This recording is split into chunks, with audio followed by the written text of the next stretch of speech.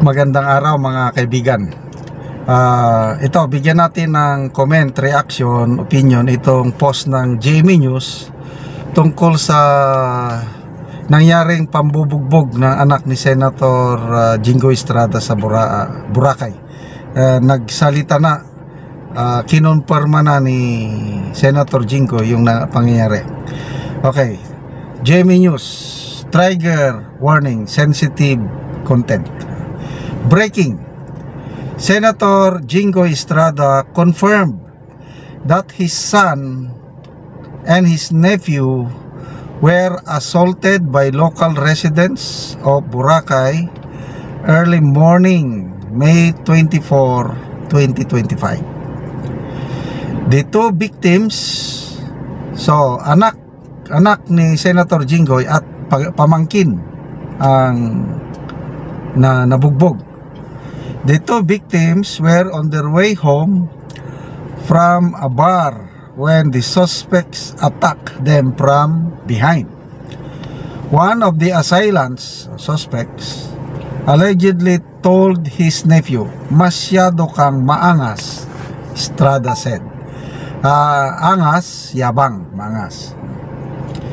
There were no previous confrontations among the victims and suspects inside the bar, and that CCTV footage would confirm the same, according to Estrada.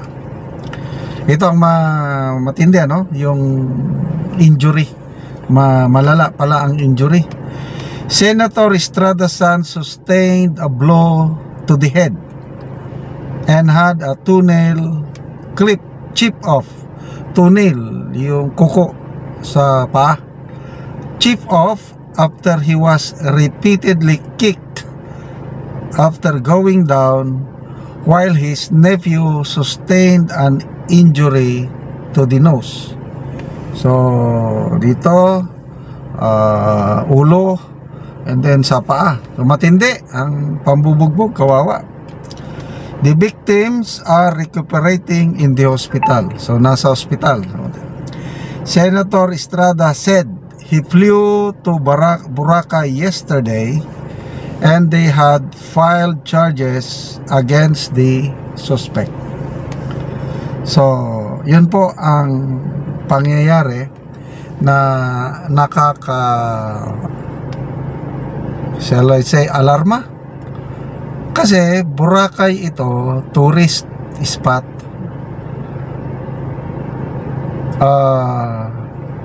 Dapat kung tourist spot, gawan ng paraan para maging safe.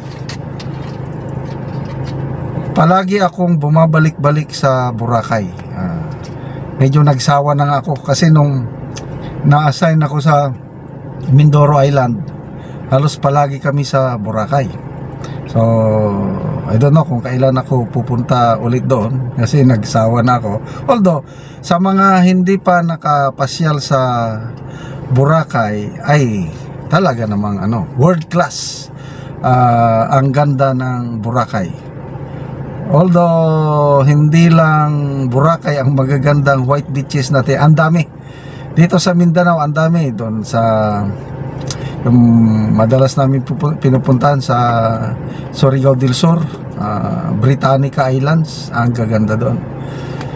So ang aking is ngayon lang ako nakarinig na may ganitong pangyayari, pambubugbog sa Boracay, lalo na nung panahon ni Tatay Digong, tahimik.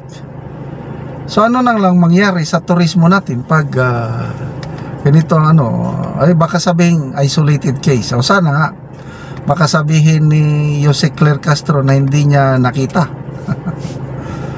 So sana isolated case lang ito at hindi na maulit. Lalo na baka kung turista ang nabugbog nila, di Okay, magbasa tayo sa mga comments ha. Nelson Jerez Kawili: dumadami na kasi ang adiktos sa Boracay nagmula nung nawala si FPRRD. Tas sasabihin na naman ni Marvel and Claire, isolated cases lang daw. Pag ganito na naman ang sumambulat sa bibig nila, ambot na lang. Baka itatanong na naman ni Eden Santos kay Auntie Clarita ano kayang isasagot. Orlando De Leon, si General De Leon, sabi niya baka naman nagpapahaba lang ng oras yung mga suspects. Intindihin nyo na yung sabi niya, nagpapahaba lang ba yung statement ng isang general niya na intindihin natin yung mga adiktos, pampahaba lang ng oras yan. Hindi naman sila na. Okay, so ano pa, dagdagan natin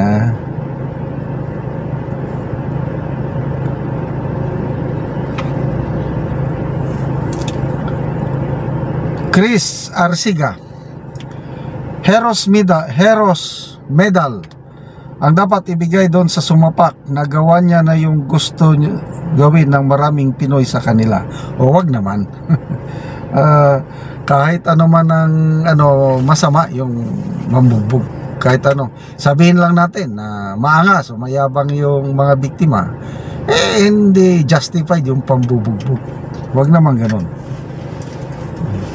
Nancy Ronquillo, wow, anong klase kang tao, kaya nga masama yun, masama, wag na natin Ito, George Torres, result of bad governance, now they're experiencing it firsthand.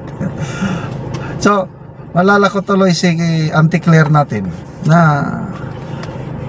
wala naman akong nakita nung lumabas ako sa bahay na saksakan, wala namang snatching sa palengke.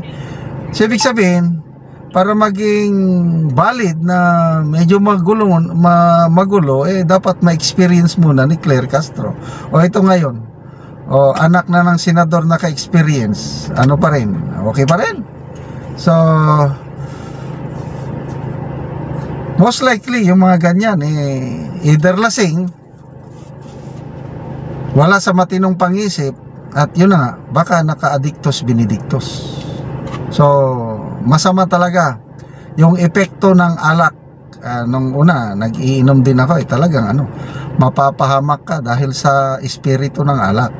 Lalo na kung ang espiritu ng pulburo ng nasa iyo, makakagawa ka talaga ng masama at nasa huli na lang pagsisisi, kailang yun, nakakulong ka na. So sana hindi na ito maulit, sana isolated case lang at hindi naman maapektuhan ang turismo sa ating bansa. Okay, maraming salamat mga kaibigan sa inyong pagsubaybay sa ating channel. Nakakatulong kayo ng malaki sa tribong Talandig ng Bukidnon dahil ang sweldo natin ay answer. Ang sweldo natin ay pangtulong sa tribo. Sa ngayon ay namimigay tayo ng libreng yero at pako para ma-repair ang sira-sirang bahay ng Talandig.